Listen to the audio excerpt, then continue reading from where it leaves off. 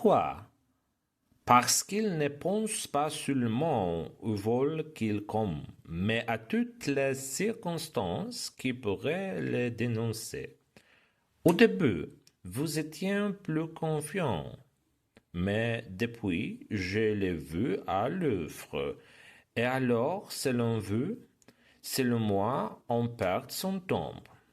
Et de fait, les investigations ne donnaient aucun résultat, ou du moins celui qu'elles donnèrent ne correspondait pas à l'effort général. La montre du commandant Louis fut volée. Furieux, il redouble d'ardeur et servit de plus près encore Rosin, avec qui il avait eu plaisir entrevu. Le lendemain, ironie charmante, on retrouvait la montre parmi les faux cols du commandant en seconde.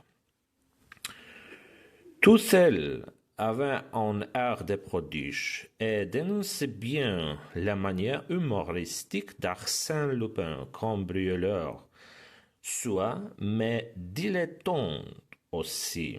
Il travaillait par goût et par vocation, certes, mais par amusement aussi. Il donnait l'impression du monsieur qui se divertit à la pièce qu'il fait jouer et qui, dans la coulisse, rit à gauche déployé de ses traits d'esprit et des situations qu'il imagine. Décidément, c'était un artiste en son genre.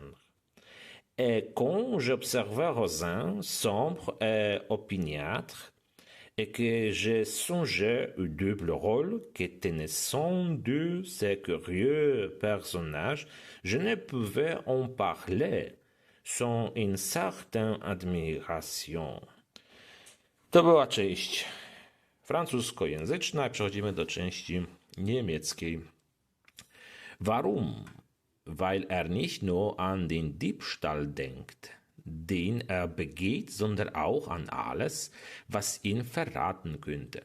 Anfangs waren sie zuversichtlicher. Seitdem habe ich gesehen, wie er arbeitet. Und was denken Sie? Meiner Meinung nach vergeuden wir nur unsere Zeit. In der Tat führten die Durchsuchungen zu nichts. Zumindest entsprach das, was sie hervorbrachten, nicht den allgemeinen Erwartungen. Dem Kapitän wurde die Uhr gestohlen.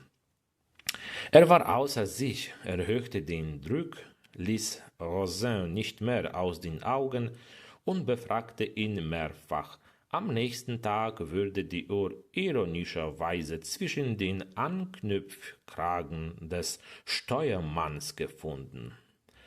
All das hatte etwas Geniales an sich und verriet sehr wohl das gewitzte Vorgehen eines Gauners wie Arsène Lupin, hatte aber auch etwas Dilettantisches.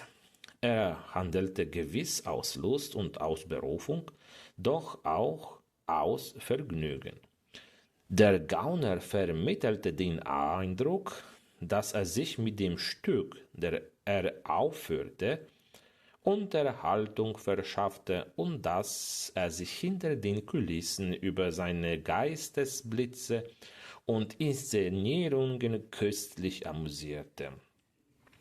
I to była kolejna część naszych przygód z Arsène Lupin. Zapraszam do komentowania i subskrypcji mojego kanału.